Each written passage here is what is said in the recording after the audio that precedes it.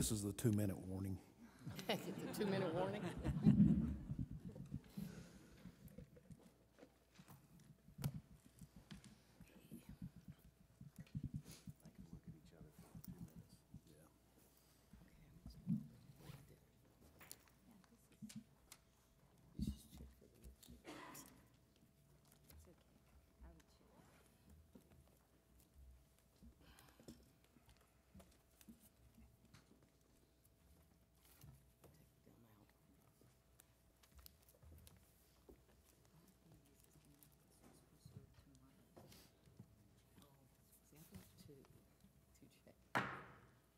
Call to order the quarterly meeting of the Texas Commission on Law Enforcement.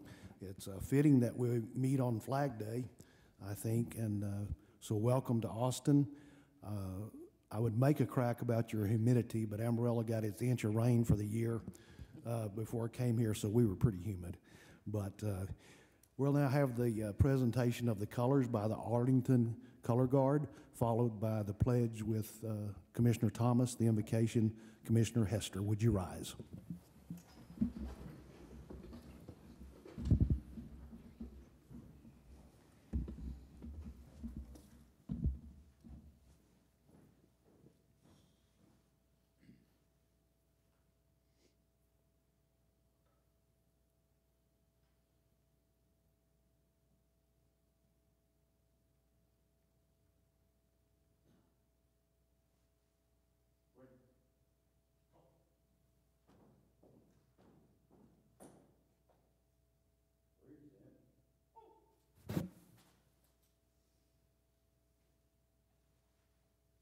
I pledge allegiance to the flag of the United States of America and to the republic for which it stands, one nation, under God, indivisible, with liberty and justice for all. Honor the Texas flag. I pledge allegiance to thee, Texas, one state, under God, one and indivisible. Let us pray. Heavenly Father, Lord, we thank you for this day and for each blessings that we have. Lord, we ask that you be with us and guide us today and as we make our decisions and that they be pleasing to you. We ask that you be with our brothers and sisters that are working and protecting us. And Lord, we ask for some healing for our country. Be with our leaders at both the state and national level. Forgive us where we fail you. In Jesus' name we do pray. Amen.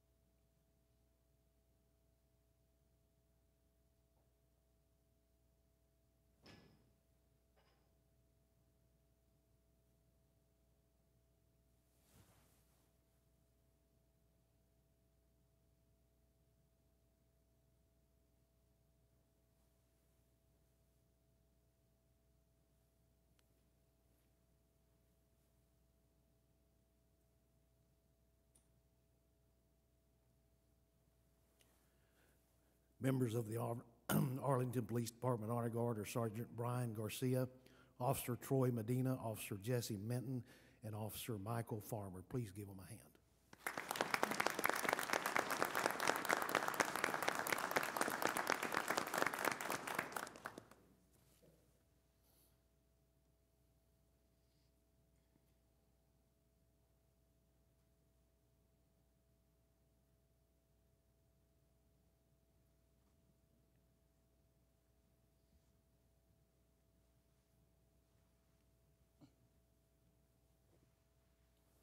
Thank you. You may be seated.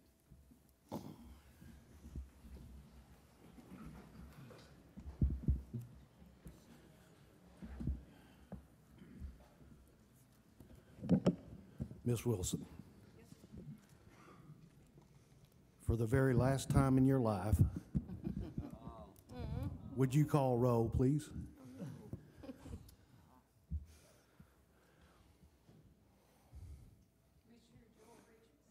Here. Commissioner Pat Sherrill-Hollingsworth, Here. Commissioner Jason Hester, Here. Commissioner Patricia Burris, Here. Commissioner Ron Hood, Here. Commissioner Kim Lamone, Here. Commissioner Jack Taylor, Here. Commissioner Sharon Thomas, Here. Commissioner Tim Whitaker. Thank you. You do that so very well. It'll be hard to find anybody that does that as well as you do. For those of you who don't know Kay, I hope everybody in here knows Kay, but she is the sweetest, most gentle persuader that I've ever been around. She suggests things like, Mr. Presiding Officer, when you like to have a legislative committee meeting, I say, is that time for that? Sure. Thank you so much. And she tells me what I'm going to do and makes me think it's my idea. And let's show our appreciation to her.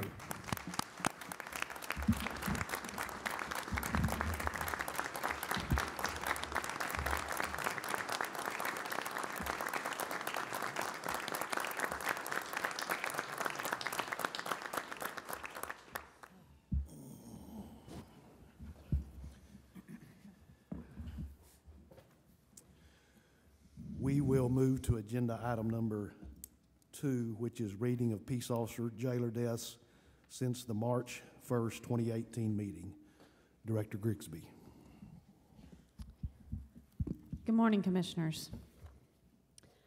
First, Police Officer Rogelio Santander, Dallas Police Department, end of watch, April 25th, 2018.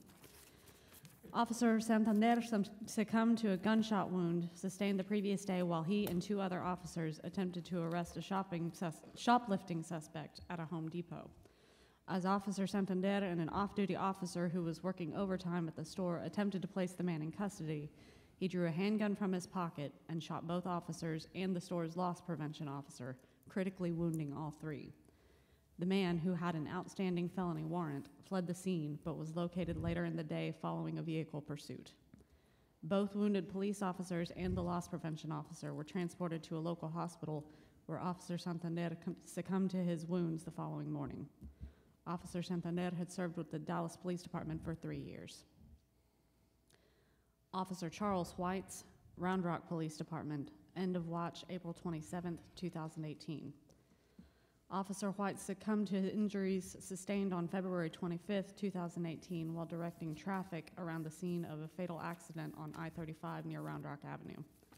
A vehicle being operated by a drunk driver struck him, causing him to suffer severe injuries. Officer Whites was transported to a local hospital where he remained in grave condition until succumbing to his injuries on April 27th. The driver who struck him was initially charged with intoxication assault. Officer Whites had served with the Round Rock Police Department for 19 years and is survived by his wife and stepson. Deputy Inspector General Richard Hale, Texas Juvenile Justice Department, Office of Inspector General, end of watch, May 9th, 2018. Deputy Inspector General Hale was killed in a vehicle crash on FM 51 north of Decatur, Texas. He was returning to Gainesville, Texas, following a meeting with state prosecutors in Decatur. His department vehicle collided with an oncoming tractor trailer. Deputy Inspector General Hale had served in law enforcement for 16 years. He had served with the Decatur Police Department before joining the Texas Juvenile Justice Department Office of Inspector General. He is survived by his wife and 8 children. Senior Special Agent Paul Scott Ragsdale, United States Department of Justice, Bureau of Alcohol, Tobacco, Firearms, and Explosives, assigned to the Dallas Field Division. End of watch, May 24th, 2018. Senior Special Agent Paul Scott Ragsdale suffered a fatal heart attack while participating in control and arrest techniques training at Capel High School in Capel, Texas. He suddenly collapsed during the training. He was transported to Baylor Scott and White Medical Center in Grapevine, where he passed away. Special Agent Ragsdale had served with the ATF for 16 years and was assigned to the Dallas Field Division. He is survived by his wife and 2 children. Thank you. We'll observe a moment of silence in honor of these officers, their family, and friends.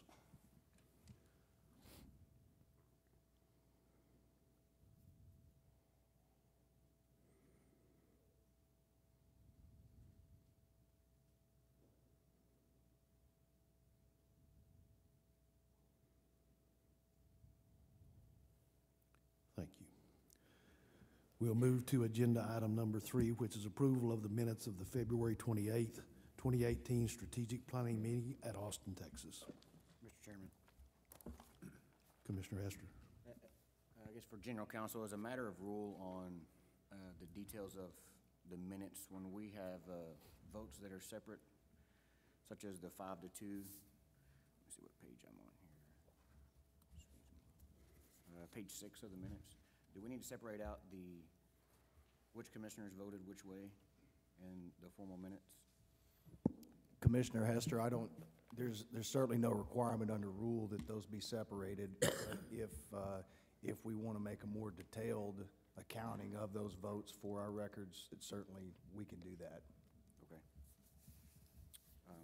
We should be open for discussion. I think my suggestion would be that we put at least the dissenting votes that are there so that there's a formal record of how things were done in the future if it's ever. Sure. So moving forward, we'll have whatever the vote split is, we'll do it by commissioner. We'll attach commissioner names to those votes, if I understand you correctly.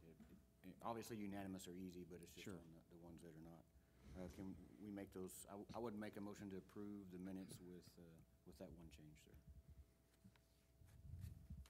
Do we have a record of that, Kay, who the dissenting votes were? Okay, thank you. Okay, I have a motion A second? and a second. Any further discussion or corrections? All those in favor say aye. Aye. Opposed, same sign. Motion carries. Agenda item number 4 is approval of the minutes of the March 1st, 2018 quarterly meeting of the commission at Austin.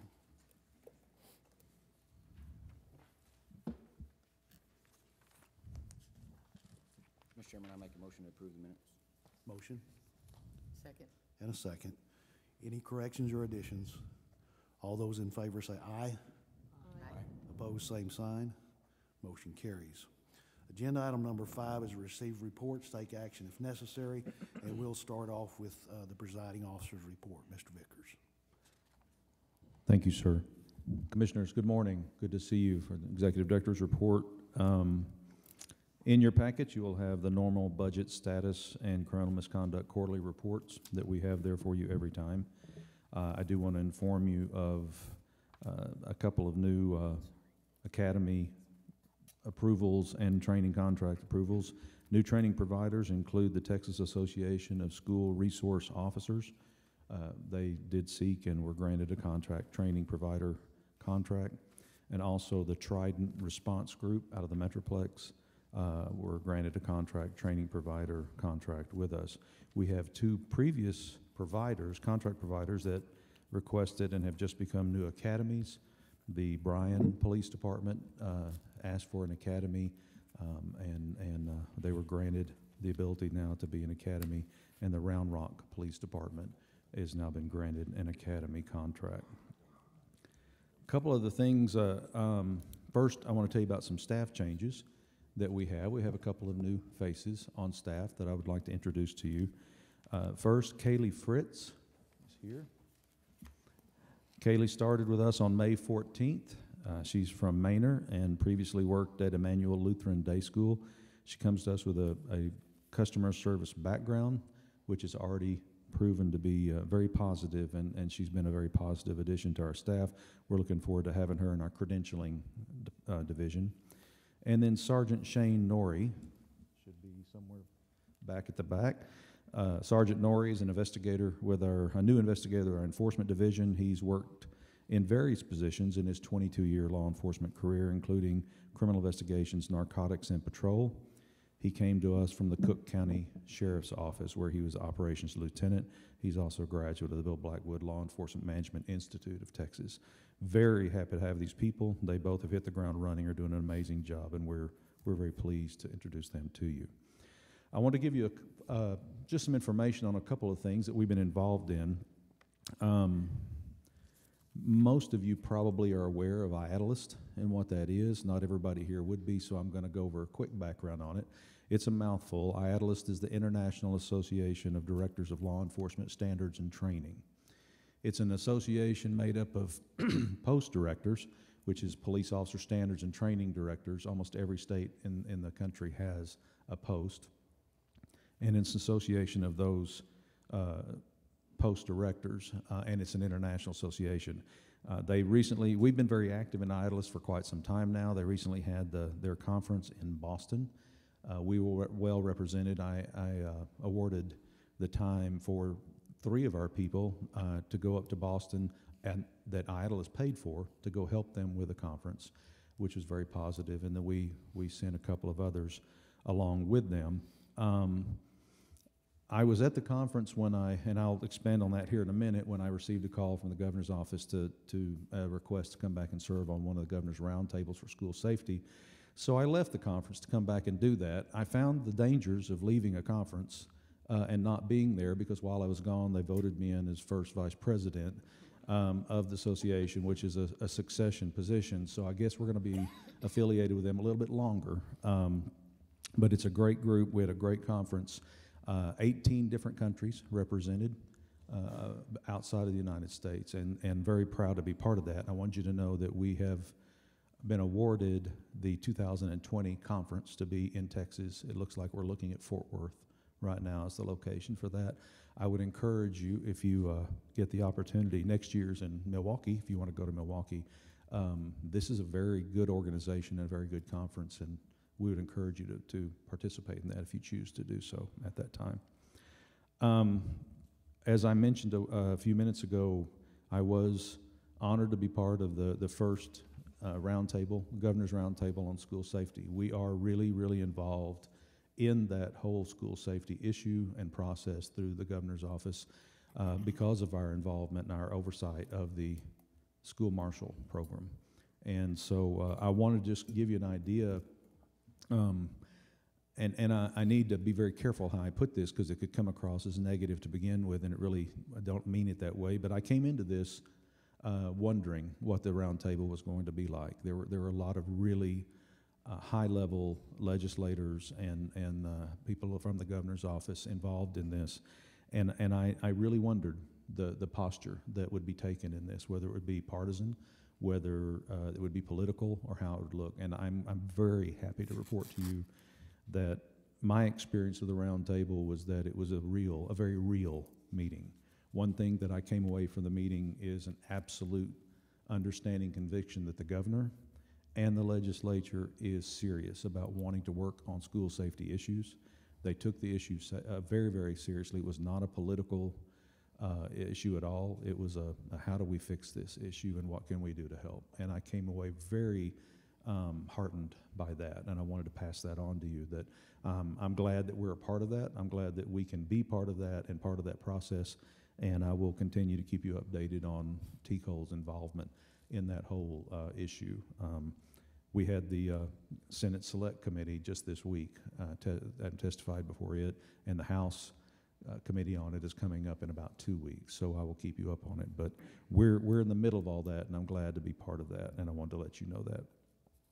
The last thing I had for my report, we did have a request from Commissioner Hester at the March 1st meeting for a summary of the Class A waivers.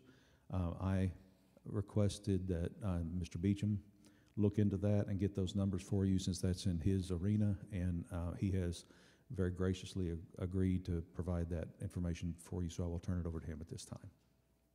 Thank you, Kim. Commissioners, going back to 2014, the first Class A waiver that this commission heard is, just to give everybody a little bit of background, prior to that, our rules only allowed for a Class B misdemeanor waiver after 5 years.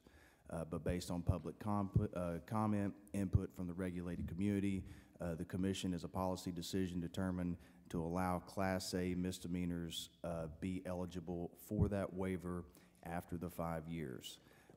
Like Class B waivers, the Class A is only applicable to the agency that applies, meaning that the licensee, if the waiver was granted, the waiver is only good for that agency. It is non-transferable to other agencies.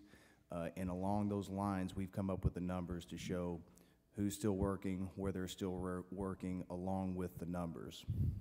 As for the numbers, there have been a total of 19 total Class A waiver requests submitted to staff. Out of that 19, 10 have been presented to the commission, and all 10 have been approved. Again, the number is 19 that have been submitted to staff. Of that 19, 10 were presented to the commission, and all 10 were approved.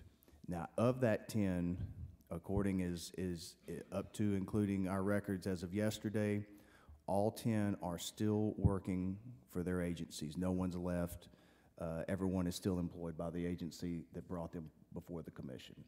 If you have any further questions about this, certainly please let me know. Thank you. And that's the conclusion of our report, unless you have any questions. Okay, thank you. We'll move next to the Credentialing and Field Services Director report. Kenny Merchant. Good morning, Commissioners, Mr. Presiding Officer. I want to expand a little bit on what Kim was already speaking about, the Governor's Roundtable and the school safety issues. One of the outcomes of that was we were contacted by the Governor's office. It was their desire to put some additional funding into some immediate training of additional school marshals for those school districts and eligible entities that wanted to increase the number of school marshals. To that end, we are now working on a grant that looks like it's going to be in the amount of about $70,000 for us or us working in partnership with existing contract providers to run multiple school marshal trainings before school starts at the end of the summer. Needless to say, going through a grant process, arranging for licensing courses, and all that involves in the next 2 months is going to be pretty time intensive for all of us. Plus the instruction, if we end up doing the instruction in-house, we have figured an average of over 200 hours of man hours going into each one of those courses just with our staff. So we're talking about a significant expenditure of commissioned staff to accomplish this goal, but I think we're up to it. Director Andrew will have some more information about the specific classes, but just want to make you all aware. That's a direction. I won't call it a distraction, but it's a direction that we're going to have to go along with our normal duties for the rest of the summer. One of the other things I wanted to bring your attention to, and this is just a policy and procedural change for us that in regards to retiree firearms qualifications. Slight background, back in 2002, President Bush signed H.R. 218, which allowed nationwide firearms carry. It's called the Law Enforcement Officer Safety Act. Allowed nationwide firearms carry for both active peace officers and retired peace officers. There was formal federal law under 18 U.S.C. 926 that gave the guidelines for that, but it also allowed individual states to create their own laws, which Texas did. Ever since that time, there has been a great deal of conflict because Texas law does not agree with federal law. At TCOL at the Commission, we only handle those applications from out-of-state officers and from federal officers. The local officers go back to their local agencies within Texas to accomplish that, but we're still talking a number of about 1,200 per year that we actually certify from out-of-state and federal. So it's a significant time expenditure for us. And ever since I've been here, at least since 2010, it's been a once a week, once a month argument with somebody about federal law says this and state law says this, and how do we reconcile? Well, we're a state agency, we abide by state law. We've done a little bit more looking at that actual statute and some interpretations and a little bit of latitude that's in there for state agencies that may not exist for local agencies. So I want to emphasize local agencies are not bound by the policy change that we're making. That's still a decision for local agencies to make based on the statute and for their legal advisors to guide them in. At TCOL, however, we have already started abiding by the federal statute. The main differences, just for information, is the federal statute allows for the certification after 10 years of service. The state law has always allowed for it after 15 years of service. State law also requires proof of some type of retirement eligibility, annuity, pension. The federal law has never had that requirement. So we've had a lot of conflict with these outside folks coming in. We're now reading the statute where we can qualify them if they abide and meet the qualifications of 18 USC. And we're going in that direction, and it should be a much easier process, not only for our staff, but for the folks that are making the applications. We're also making an effort to follow that up legislatively to see if the statute can actually be modified to fall more in line and make it no questions, that's all my report. Questions? Mr. Chairman. Commissioner Hester. Director, when we do this, are we giving them the credentials? Yes, we're issuing a certification and an ID card that contains the credentials required to do the carry. So on the credentials, are we putting the federal statute in there on the authority on the back, or are we listing state statute, or how are The we? backside of the ID card should say that they qualify under LEOSA and listing the LEOSA. specific statute along with Occupations Code 1701. Perfect, thank you, that's all. Okay, other questions? Okay, we'll have the Enforcement and Special Services Director's Report, Director Antu. Morning, Commissioners, Presiding Officer. So as we've heard the school marshal, we are participating in a class next week, starting on Father's Day. So we will be out there on Saturday. Just to give a little background on that, it is an 80-hour course that we accomplish in 7 days. So those are very long days, and we'll be doing 3 of those prior to September. We are working with the school districts right now. We have reached out to all school districts that currently aren't an appointing entity to have school marshals. And we've gotten some good feedback, obviously, with current events that have caused that. And that rolls me into the second topic of my report, is that since the incidents in Santa Fe, we have had 13 new ISD applications come in for new agencies for the ISDs to have police departments.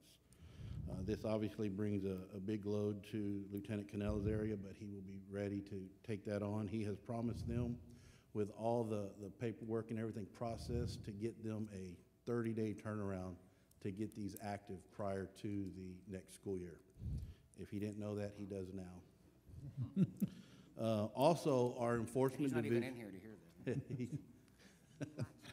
Our enforcement division has given me an update on our non-compliance, which started at about 1,300. They've been doing an outstanding job getting through all of that, and we are currently below 500 of individuals that are not plain hard to get, but are a little more difficult to locate. But we are doing an outstanding job in getting them notified in the proper way and getting them to remedy their situations. As of now, that's all I have, unless there's any questions. I do have one question. Is the curriculum updated from the original curriculum for the school marshal program? The school marshal yes, the curriculum has had some adjustments since the onset. From the conversations we've had at the Senate hearing, there's some belief that there may be some other adjustments, and we will definitely roll with those as they come in. And is the current curriculum then posted on the website under the resources? No, we do not publish the school marshal curriculum, because to have that class, they have to come through us. We approve all training, and we approve and vet all students prior to their attendance to the class. So nobody can provide that training without our prior approval. Okay, thank you. Other questions? Mr. Chairman. Commissioner Hester. Is there any plans to do another train the trainer? I know we did an original one. Our initial plan was to do a train the trainer this summer. With this new initiative, we're going to focus on the 3 school marshal trainings, and then probably after the first of the year, we will get another train the trainer out. And that would probably be our focus, is for us as the commission to do the train the trainers, to allow it to be more across the state with our providers. So I know this is a big task for staff, given the resources that we have, but maybe it might be a good idea to try to do a train the trainer and then bring some of those back in a teach back scenario on one of the 3 classes that you have going. I don't know if that can be accomplished or not. We have looked at using the 3 classes. If anybody's interested in showing up and assisting with that and using that as a train the trainer through there, because it's the best OJT you can get through that. So that is an option we're looking at for interest. I just see some increased demand for this, and with the Senate hearing this week, I don't want us to be behind the 8 ball to where they're looking at us saying we can't get it done because of TCO didn't have enough trainers and stuff. So if there is a way, I guess my ask would be, is if there is a way we could make that work and for everybody to feel comfortable that everything's vetted and qualified and good to go, that I would ask that. Definitely, that'll be our goal, to increase the instructors. And Commissioner Hester, your point's very well taken, and then we are discussing trying to combine the purpose of this one class, the first of the three that we've been tasked with doing by the governor's office. We kind of stumbled into a very ready-made situation because there was a class being held in Abilene, and the number of applicants that they had was sufficient so that we could break that into two classes, and we stepped in and partnered with them, and that could be one that we're doing. The other two, I really would like, I'm with you, would like to see us use it as a combined train the trainer, because if we don't, the problem we have is you need to do these classes on an actual school campus, and you can't do that naturally while school is in progress, and so we have to wait for summer vacation or a Christmas break, which then people are giving up their Christmas time off, or a spring break, or somewhere you have an extended time where those kids are not in school. So it does limit when we can have these classes, and we will try to make the best of these three and try to do that. Are those going to be done like regionally, or is it just who, you know? So we're gonna go, as the student population grows, this class has to really be built students first. And so wherever the bulk of the students are is where we're gonna try to facilitate. We have several providers that are offering up facilities and trainers for that. Just so we know, and this number is not classified, we currently have 27 trainers. We are sending one of our staff to the class in Abilene along with myself to become a trainer for that. So that model of using it as the trainer is already set, and we're just gonna have to get more interested folks to be able to travel and be part of that. Wasn't the last train the trainer like in 2015, or? Yes, Yeah. there was unfortunately very little interest prior to recent events, but now with this, we're getting more influx. Well, there's a lot of abandoned schools and changes in schools that you may be able to, access those kind of facilities and then not have to have it during the Yes. breaks and things. Because I know in our area, there are plenty of those schools that are being closed down and, an additional resource. I appreciate that. We're exploring all possibilities on that. We really are. Other than I don't want to be in the gear without any air conditioning in the building. Okay, thank you. We'll move to the Government Relations Director's report. Director Grigsby. Good morning again, Commissioners. I will be fairly brief as well.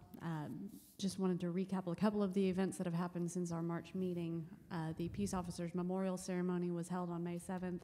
We've gotten a lot of good feedback. Of course, this was the first time that the committee was working together to put that on. And we are already starting to plan next year's ceremony. So we're looking forward to that. The Achievement Awards ceremony will be held tomorrow morning. We're looking forward to recognizing the recipients that you will be voting on later in this meeting. Obviously, school safety has been a large topic of discussion lately. The legislature was actually looking at that even before the Santa Fe tragedy. There have, of course, been 2 high-profile school incidents this year, unfortunately, that have led to a lot of these discussions. As Chief Vickers said, there was a Senate hearing earlier this week, and there will be a House hearing in a couple of weeks on the 28th.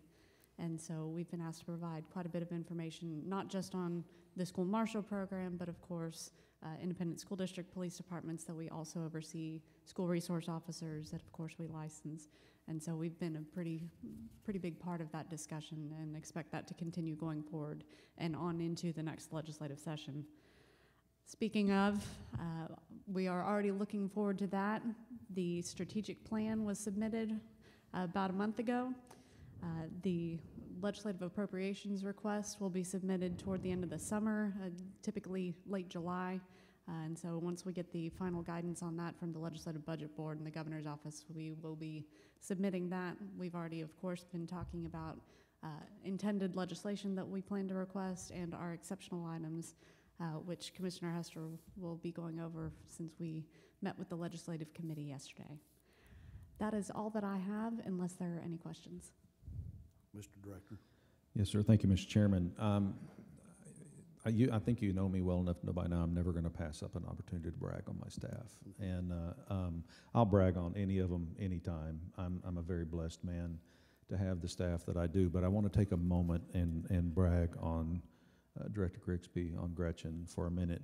When the law was passed in the last session to change the way this memorial was done, it was a positive change. It was something that needed to be done. I applaud the law that was passed that did it, the bill that passed. But it created some very unique problems, and that is two of the major players that were placed into that position by the law, by the bill, were people entities that do not get along at all. Never the twain shall meet. You have CLEAT on one side, and I mean, there's no secret. CLEAT on one side, TMPO on this side, both police unions in the state, both of them very powerful, both of them with a lot of members, they really do not mix very well. That's very common knowledge. They'll tell you that, so I'm not trying to give any kind of secrets out here. And Gretchen came to me and asked if she could facilitate this, and I said, do you know what you're getting yourself in for? Because it's going to be very difficult to get these groups to work well together. And she said, yes, I think I can handle it. Well, to say that she handled it does put it mildly. And they were, I had feedback that she didn't know about that came in afterwards, talking about how well she handled it, even though there were people that got pretty ugly at different times about different issues, and she caught the brunt of it because of her position as trying to facilitate it. But she fought through that and worked through that, and those of you that were able to attend the memorial ceremony saw how successful it was. And I've had multiple entities from each of those groups, all the groups involved, come up and tell me it could not have happened if it hadn't been for the work that she did and the peacekeeping that she did and trying to keep that together. So I wanted you to know that we're very proud of her and the job that she did on that, and it did a very good job. And so I didn't want to pass up the opportunity to let you know that. Thank you. And for the canopy that was over the steps to protect That the was the family, best thing on the whole family thing. members who had to sit in the sun, and then also all the other, persons there. They're going to make it bigger next I know she year. had something to do Yes. with that. Okay, Thank you. Yeah. I had asked that Commissioner Hester convene a legislative committee meeting. They did so, and I'm going to ask him to give a report for the record on that. So thank you, Mr. Chairman. The legislative committee met yesterday, so my thanks to Commissioner Thomas and Commissioner Taylor for coming in early to help with and go over that. So kind of the point of that was to, lay out the kind of the strategy for this next legislative session.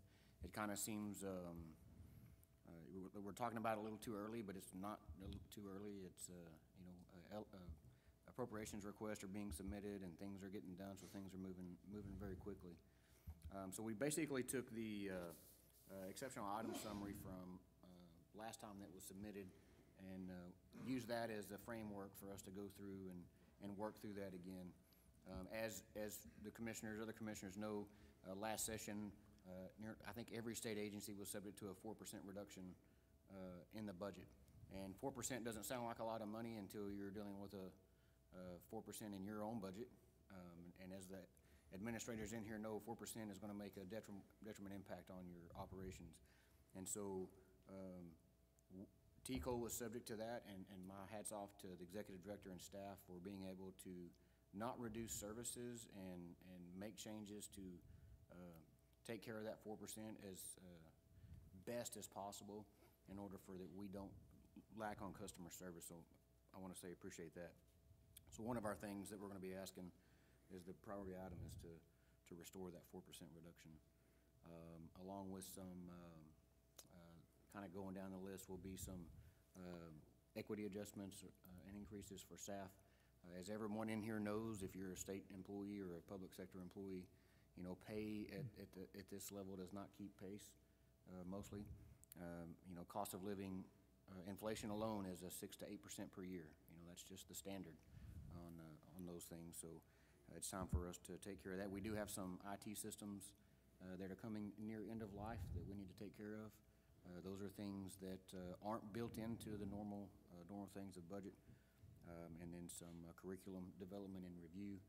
The last couple of sessions have been pretty heavy on the investigative side of what we do. And because of their reductions, they actually just cut certain positions out of curriculum development and review. And my thanks to our partners out there that are either watching online or here in the room that have participated in our committees that help with the curriculum and do those things. Because without that, we wouldn't be able to put those things out. So I appreciate that as a trainer in law enforcement. I know this is difficult, but those of you that are passionate about it, that's why you're in it, and we appreciate the support that you give back to the commission for all that stuff that comes back in, but we would like to be able to increase that in area for the commission, and then kind of went through some of the other legislative items for cleanup that may need to be addressed. When that's over with, we've asked staff to go back through and sharpen the pencil, if you will.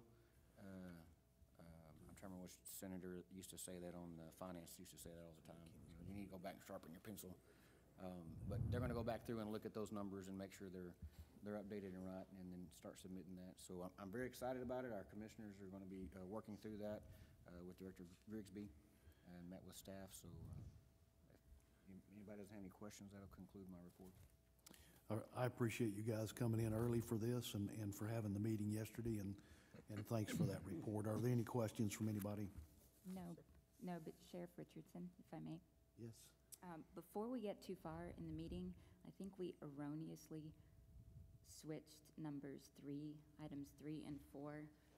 And Commissioner Hester may have But Commissioner Hester made. items 3 and 4. I may say Commissioner Hester erroneously added, and we erroneously voted. Item 3 is the strategic planning meetings where there are no meeting minutes, where there is no dissenting vote of any kind. And we voted to add the names for dissenting votes, and that should have been in item number 4. So just as a matter of course, should we go We can go back and we back can, and I think we can do it as just direction to staff, but however, since you brought it up, we can go ahead and just make the motion and take it from there. Yeah, let's just clean it up, Yeah. I think. Okay, we'll go back to agenda item number 4. Would you like to make the motion here, Commissioner Hester? I make a motion to approve the minutes on agenda item number 4 with the changes on detailing the dissenting vote. I'll second. I have a motion and a second. All those in favor say aye. Aye. Opposed, same sign. Motion carries, and Commissioner, thank you for that, for pointing that out. We will now move to agenda item number 7. We're going to skip 6 and go to 7. Discuss and take action to approve the recommendations for the 2018 Law Enforcement Achievement Awards. Director Vickers. Thank you, Mr. Chairman. Gretchen mentioned, Director Grigsby mentioned that the Achievement Awards, this year's Achievement Awards are tomorrow morning. We're very proud of these awards. We love doing these awards. It's one of my favorite times of the year, and I love being part of that. So I want to encourage everybody that either, every one of you know that we would love to have you there, and I think many of you are going to be able to make it, and I appreciate that. I encourage people here in the building to come attend and stay and come to this. It's an amazing ceremony with some really amazing stories that officers are doing around the state, and we love being part of that.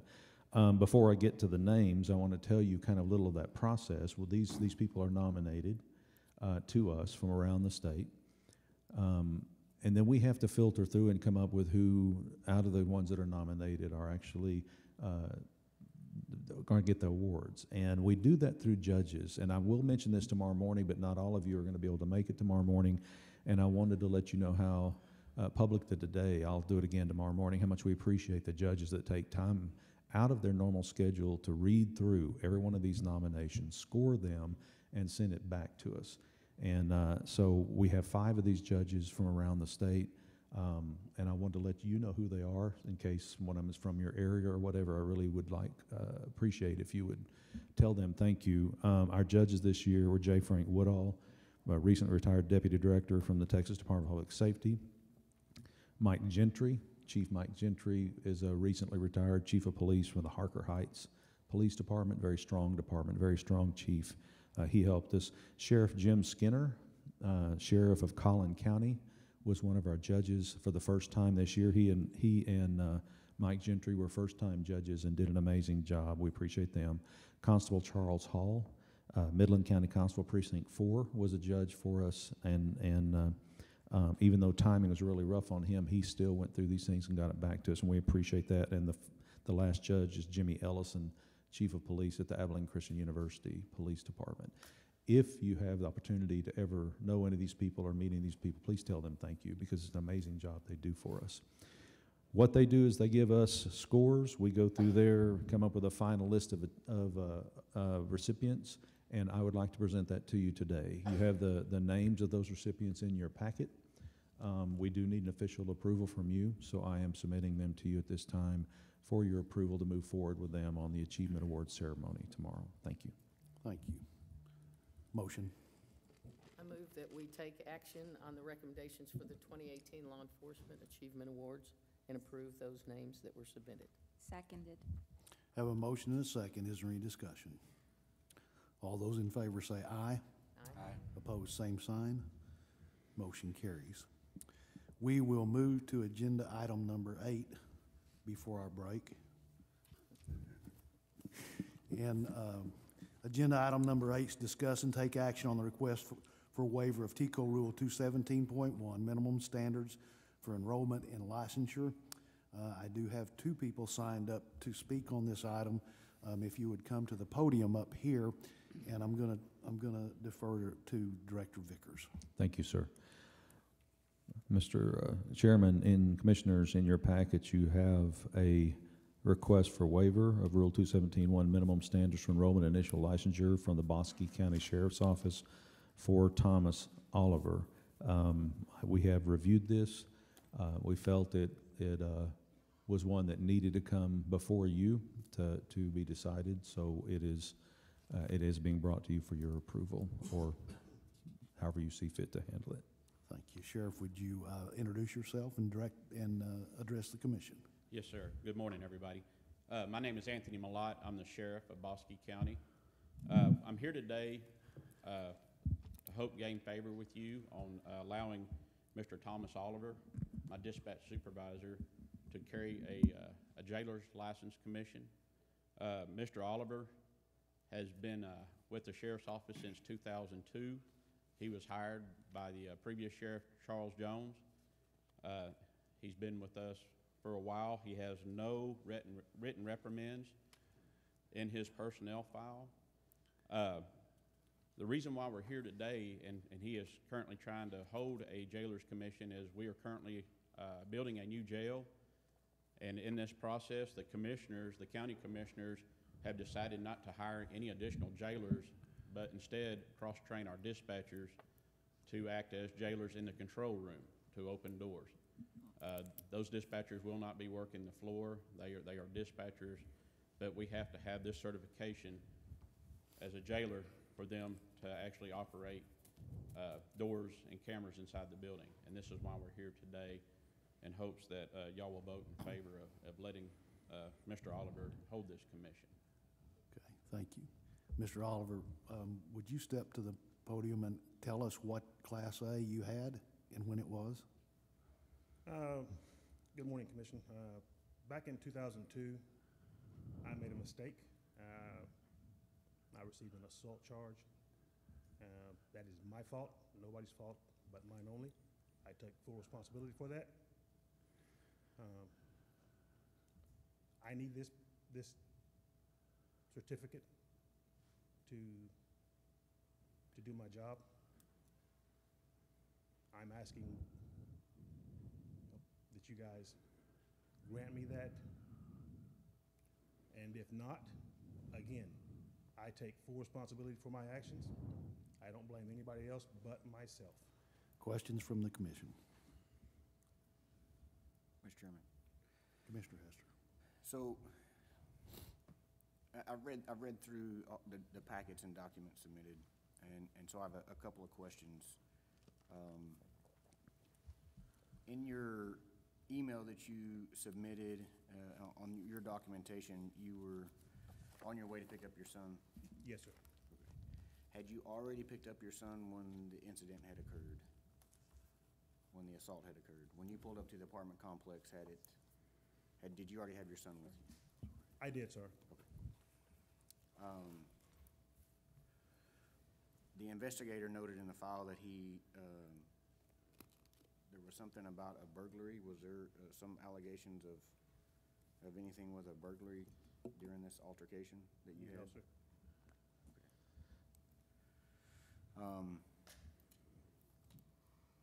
The statement from the victim at the time alleges that you had kicked your wife during the altercation with the other subject. Did that occur, or did it not occur? Kicked? No, sir. I threw her off of me. She had jumped on my back. Okay. If there was a kick, it was inadvertently, but I don't recall a kick. And so when everything happened, what was the final, how did it play out after, as far as the charge goes? Just for the rest of the commissioners to know how. As far as this the charges, Yes, sir. I believe I was charged with a Class A. And so you went deferred, is that correct? Yes, sir. Okay. And you completed all the terms of the probation and went Yes, sir. deferred? And by rule, the reason why you're here is by rule, that's considered a conviction? And I so, believe so, yes, which sir. is why you're here today? Yes, sir. Okay. Sir, can I? Absolutely, yes, sir. The conviction was not a family violence conviction. Right. Actually, that charge was actually dismissed on that. The conviction was actually on a male subject. Okay. And so,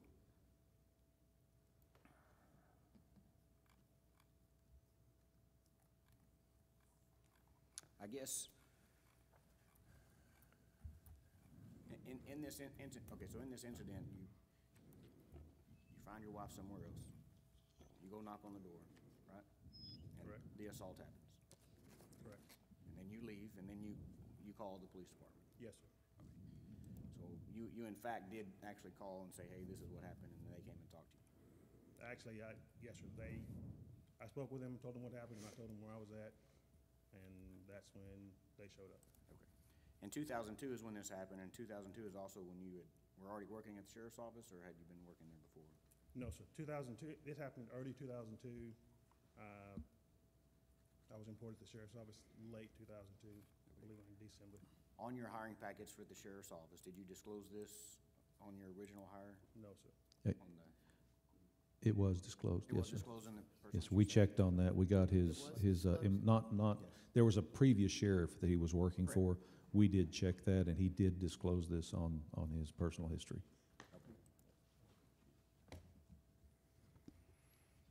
So I guess, you know, this is a pretty serious allegation, and I guess it's just trying to hear on,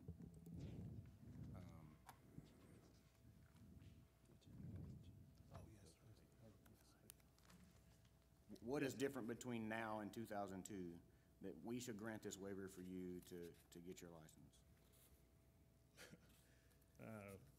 Trying to give you a slow pitch. Several years have gone by, and like I said, I make no mistakes about it. This was my fault.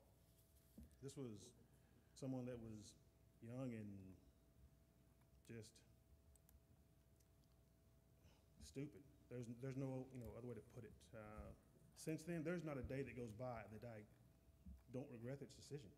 I mean, I have 3 sons that every day I tell them one mistake can derail your entire life. I have a son that's going into the Air Force that had a paraphernalia ticket, and they told him that he will never, ever, ever have top security clearance because of that one ticket. And then I go back to my situation. One mistake can hinder your life.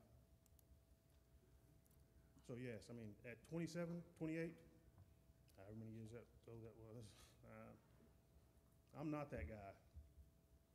And at the time that it happened, I disappointed a lot of people.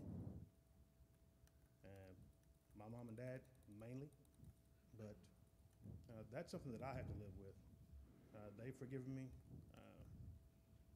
Like I've talked to my kids, told them what happened, they've forgiven me. Things happen, but in the end, every man is responsible for his or her, his actions, and I'm responsible for mine. Do you currently hold a telecommunicator certificate? I do, sir. He obtained it before the current requirements came in.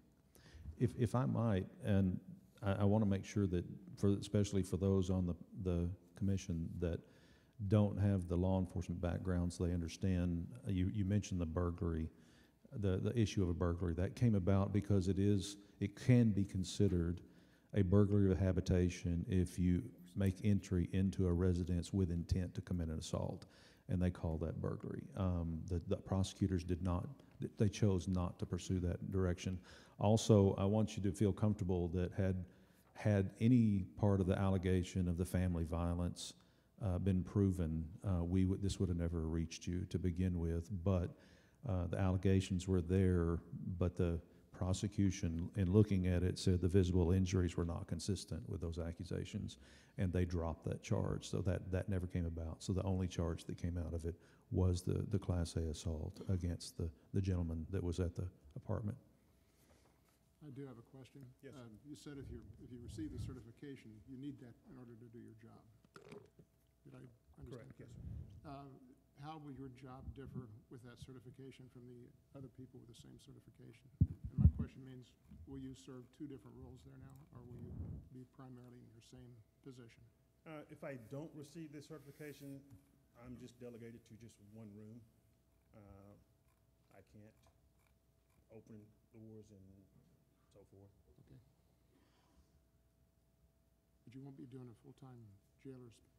No, sir, I will not be involved in anything involving the jail. No, sir. Okay, thank you.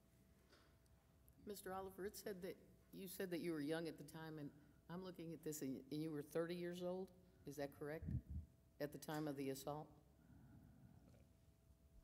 I'm 46 now, so somewhere in that, yes, ma'am. Thank you. I have a question. Yes, sir. Mr. Oliver, how old was your son at the time of this occurrence, the son that was with you? My son was, I believe he was 2 or 3. Was there any consequences for your actions with your son with Child Protective Services? Did you lose custody? After we split up, she gained custody of him. I didn't get full custody of him for another year. So you got full custody of your son a year later? Yes, sir. That was after the CPS investigations, or did she voluntarily turn over your son to you? She went to prison. So did you raise your son? Yes. What's your son doing now? He's getting ready to go to the Army.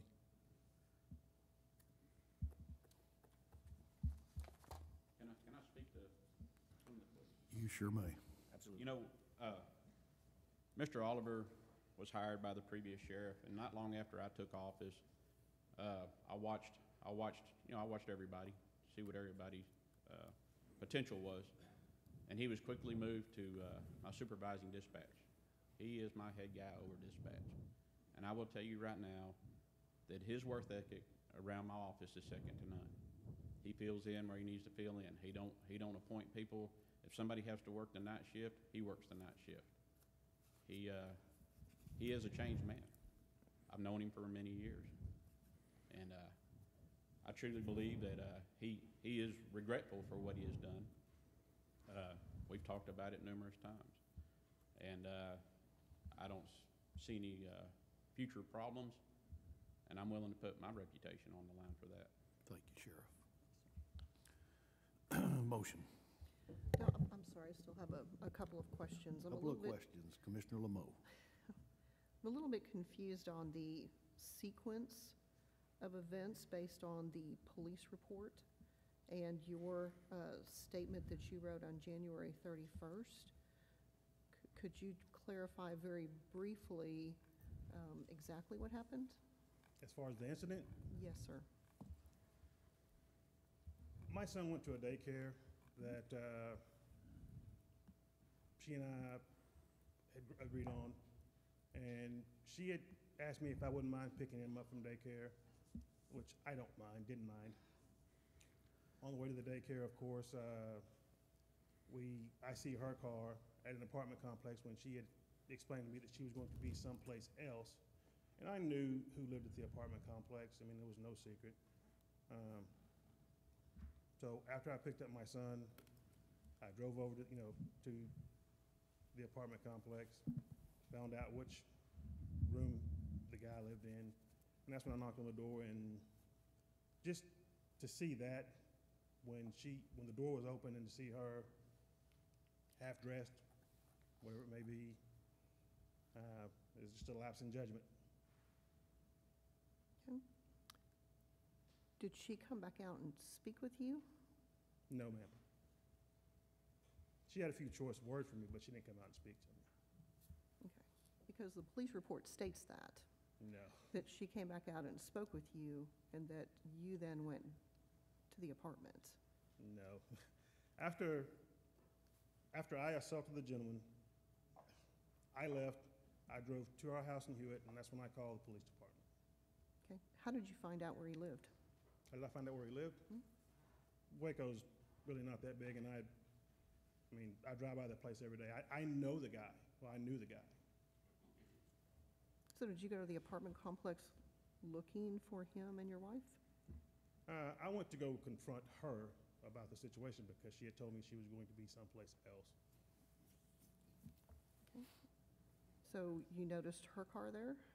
Yes, ma'am. Okay. Well, our car at the time. So you've got your 3-year-old son in the car, and you go to make contact. What were you expecting to pursue? Not confrontation with him, but I was more just needing to. But you had to have known he was going to be there. Yes, ma'am, I did. So what did you expect to happen? With your 3-year-old son in the car by himself, I'm assuming. I expected to talk to her, not get into a conversation with him. But like I said, door opens, she's partially clothed, and just a lapse in judgment. Okay, so you're saying that she did not come out and speak with you? No, ma'am. And then you go back into No, the she did apartment? not come out and speak to me. Sheriff Richardson, if I may speak. Commissioner? Sorry, I don't know if y'all can hear me. Clearly, Mr. Oliver, this commission is having a really hard time with this particular waiver request, which is obviously why it was brought to us. Having been a former prosecutor working in the Assault Family Violence Division, I'm very familiar with these cases. And doing defense work, I'm also familiar with these cases. Ultimately, the burglary was not followed up with. The alleged assault, family violence was discarded, and you guys have conflicting statements, which is not uncommon. And the truth is somewhere there in the middle that we're not going to know. Only you guys know what happened.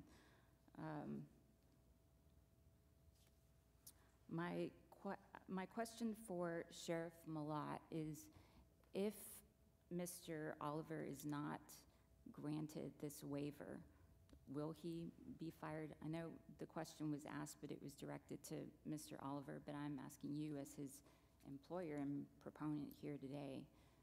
Will he continue working in his position, or will you have to hire someone else to perform both duties? He will continue working as a dispatch supervisor. As far as the county's concerned, is that we have limited staff to operate the jail the way the county commissioners want us to operate it. So, I didn't hire him as a jailer. I hired him as a dispatcher. So for me to turn around and fire him because a county commissioner wants to put more responsibilities on them. I don't think that would be fair. Now, are your employees who are going to be doing both roles, are they receiving pay increases for conducting the? We've put in for pay increases, but whether or not the But it commissioners just are gonna seems give them to us is a toss-up. Okay. That's all my questions. Does anyone else have a question? We've grilled him pretty good. Sheriff, I appreciate you coming in and standing there and saying that you have full confidence with him at your agency. That doesn't mean I know how this commission is going to vote. And Mr. Oliver, I want to tell you that I felt like you testified very truthfully Thanks, sir. to this commission. So, pleasure of the commission. I move that the application for waiver be granted. Second. I have a motion and a second. Is there any discussion? Okay, we're going to do this by show of hands. All those in favor, raise your hand. All those opposed?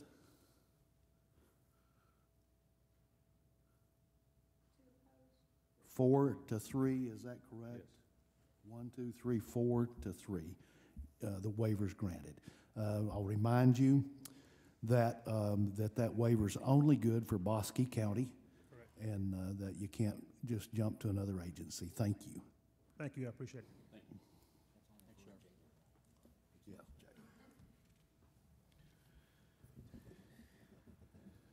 Okay, it's time for about a 10 to possibly 15-minute break.